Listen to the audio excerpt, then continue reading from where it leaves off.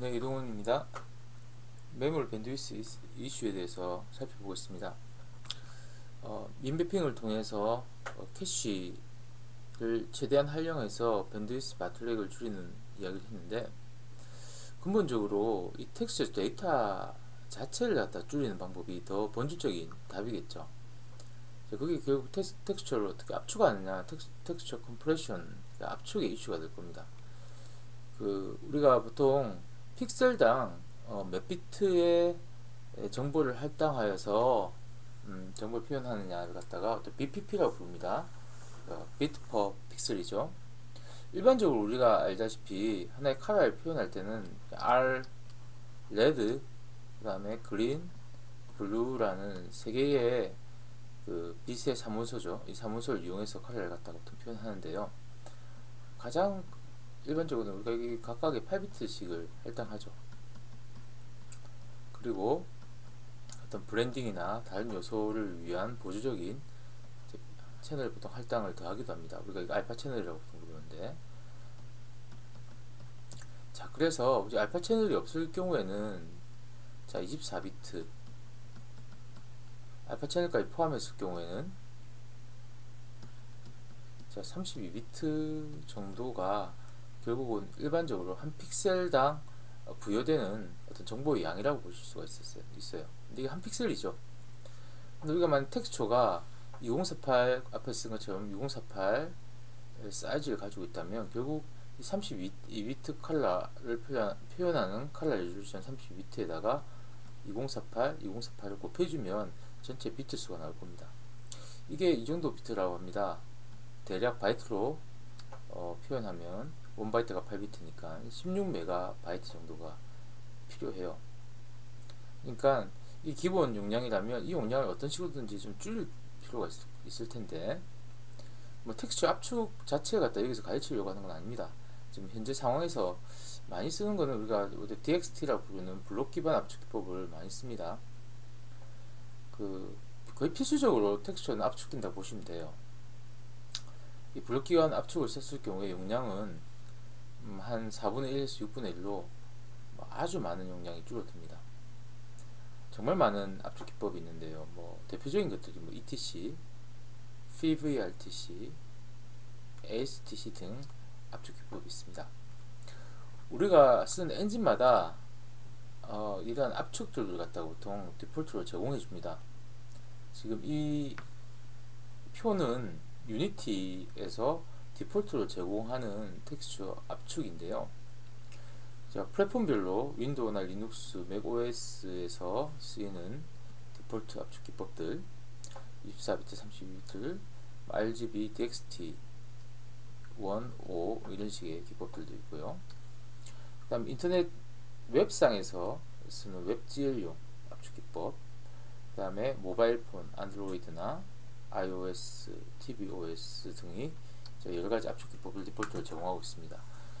여러분들 이제 각각 엔진을 사용할 때 엔진 사이트를 갖다가 들어가 보시면 그런 압축 기법들에 대한 소개가 보통 되어 있습니다. 지금 방금 본 것처럼 디폴트 텍스처 컴프레션 포맷이 플랫폼별로 존재하고요. 밑에는 보면 그 외에도 이제 지원하는 텍스처 컴프레션 포맷들도 있습니다. 보시면 엄청나게 많은 이제 텍스처 컴프레션 포맷들이 다음과 같이 존재하고 있고요. 자, 이 옆에는 이제 이러한 텍스처 포맷을 지원하는 하드웨어들, 윈도우, 맥, 리눅스, 안드로이드, 자, 이걸 지원하느냐 안 하느냐, 그리고 그때의 아까는 BPP, 비트 퍼 픽셀의 크기 같은 것들, 그 다음에 퀄리티 같은 것들, 채널을 뭘 쓰느냐, 이런 정보가 있습니다. 그래서 이런 정보를 갖다 좀 보시고 압축에 대한 어떤 압축을 써야 될지 우리가 결정해야 되는 것들도 어떻게 보면 우리가 실용적으로 많이 쓰이는 어떤 예가 될 것입니다. 이렇게 유니티뿐만 아니라 언리얼에도 우리가 텍스처 컴프레션 하기 위한 기법들이 존재하는데요. 보다시피 다양한 노멀 맵, 마스크, 그레이스케일, 디스플레이 맵 등 각각 어떤 어떤 기능 별로 압축 기법들을 달리하고 있는 것이 또 언리얼의 특징입니다. 언리얼도 한번 언리얼 도큐멘트 보시면 자, 다음과 같이 아까 보였던 그림이죠. 각각 기법마다 자, 어떤 것들이 알파 채널을 갖다 서포트하느냐, 언제 쓰느냐 이런 정보들이 나와 있으니까요. 이런 정보들을 보시기 바랍니다. 그 여러가지 인터넷에 있는 정보도 좋은데 가장 좋은 신뢰할 만한 문서는 뭐 엔진이 됐든 우리가 개발하는 툴이 제공하고 있는 매뉴얼이나 다큐멘테이션들이에요.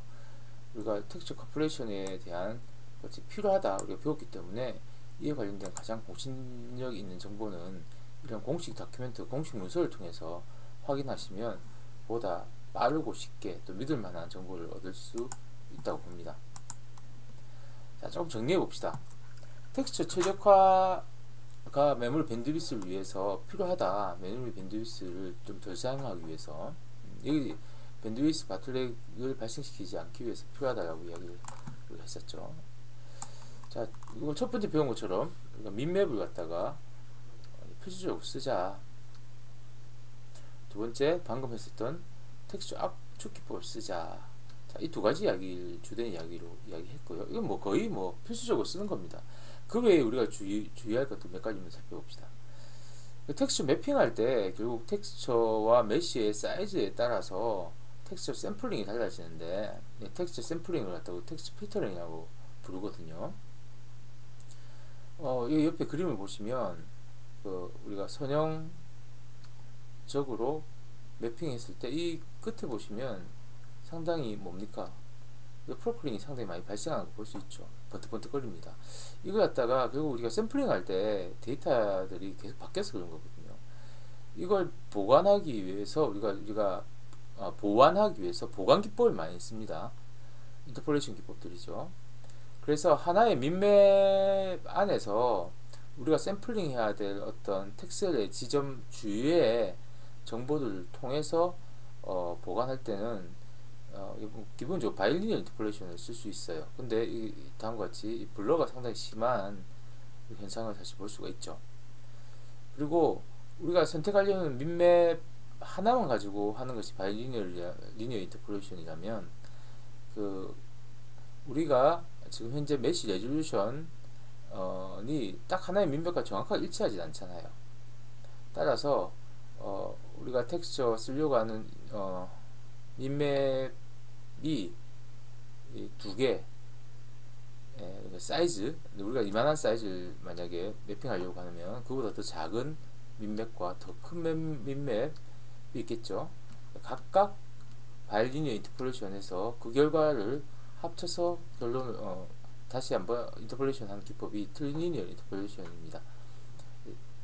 자, 이 기법의 바이리니어보다 좋은데요. 그래도 어느 정도 블러는 피할 수 없습니다. 최근에는 가장 우리가 많이 쓰는 거는 이제 어나이소트로픽이라는 샘플링 기법을 써요. 이게 비등방형 샘플링이라고 말하는데, 샘플링 될 때 보면 이런 방향성들이 우리가 그냥 기울어져 있는 이런 방향성들을 잘 보관하는 기법이에요. 자, 이게 상당히 결과가 좋죠. 이건 경계면이 뾰족하게 나오는 이런 기법들도 샘플링 기법으로 사용됩니다. 이 자체의 깊이 있는 내용을 갖다 다루는 내용은 아니기 때문에, 여튼 우리가 보통 게임을 할 때도 이제 텍스처가 잘 보이게 하려고 멀리 있는 씬을 이런 필터를 갖다가 우리가 옵션을 지정할 수 있도록 되어 있어요. 얼만큼 기울기 디그리를 갖다가 보장해 줄 것이냐에 따라서 8 방향, 그 다음에 16, 그러니까 어나이소트로픽 필터링이 가능한데요. 이왕이면 자, EX라고 부르는 이게 조금 더 성능이 저하가 생기지 않겠죠. 물론 어떤 문서에서는 8X나 16X 사이의 성능이 그렇게 차이가 안 난다라는 문서도 있어서 있기도 한데요. 우리가 좀 아주 복잡한, 아주 크리티컬한 상황일 때는 될 수 있으면 컴플렉스를 줄이는 게 좋을 겁니다. 그리고 만약 가능하다면 이런 아이소트로픽 필터링이 필요 없는 경우라면 트리니어나 바이리니어로 텍스트 필터링 하는 것이 아무래도 성능상에는 상당히 좋은 결과를 보입니다. 그리고 우리가 하나의 머티리얼을 갖다가 만들 때 그 안에 여러 개의 텍스처를 갖다가 사용해 가지고 브랜딩 시킴으로써 우리가 원하는 재질을 표현하기도 하거든요. 그런데 사실 그렇게 필요 없는 텍스처들이 사용될 경우도 많습니다. 그래서 머티리얼에 여러 개의 텍스처 사용할 때는 이 어떤 품질에 그렇게 큰 영향을 미치지 않는다면 텍스처 수를 줄이는 것이 그 메모리 밴드위스 바틀렉을 줄이기 위한 방법이 되겠고요. 자, 좀 부득이한 상황이다. 이 모바일에서 돌려야 된다. 성능상의 문제가 있다. 자, 이런 경우에는 그 성능을 우리가 좀 품질을 떨어뜨리더라도 텍스처 해상도를 갖다 좀 줄이는 것도 하나의 방법이겠죠. 이 경우에는 우리가 민맵을 사용할 경우에는 줄어든 해상도를 가지고 있기 때문에 문제가 안 된다고 보는데요. 우리 화면 씬에서 탑 레벨의 밉, 그러니까 가장 큰 그 텍스처가 주로 화면에 보인다면, 자, 이때는 결국 줄어든 밉들은 거의 쓸모가 없기 때문에 잘 사용되지 않을 겁니다. 따라서 근본적인 탑 레벨 밉의 해상도를 줄여서 구성하는 것이 중요합니다. 그리고 이것도 우리가 뭐 아주 간단한 이야기지만 자주 범하는 실수인데, 우리가 텍스처 데이터를 저장할 때 사용할 데이터만 저장할 필요가 있습니다. 우리가 만약에 R 채널에 있는 정보만 필요하다, 우리가 그레이스케일이다, 이걸 갖다 굳이 RGBA 텍스처 이미지로 저장할 필요는 없겠죠. 자, 이같이 일부의 데이터만 사용한다면 4개 채널 하나를 합치기만 해도, 그레이스케일의 8비트 텍스처로 만들기만 하더라도 약 75%의 밴드위스가 절약되는 그런 결과를 볼 수가 있을 것입니다. 그렇죠? 그래서 텍스처를 사용할 때도 다음과 같은 주의점, 방금 말씀드린 이 주의점을 염두에 주시고 사용하시면 메모리 밴드위스 바트렉을 줄일 수 있는데 상당히 도움이 될 것이라고 봅니다. 자, 여기까지 일단 텍스처 최적화에 관련된 이슈를 이야기 드렸고요. 다음 시간에는 그 외에 메쉬 데이터 텍스처 외에도 메모리 밴드위스를 발생시키는 요소로 버텍스나 인덱스 버퍼 등이 있겠죠. 자, 이것과 텍스처와 연관관계, 그 중에서 가장 우리가 부하가 걸리는 쉐도우 패스에 관련된 이야기 말씀드리도록 하겠습니다. 자, 오늘 강의는 여기서 마치겠습니다. 네, 감사합니다.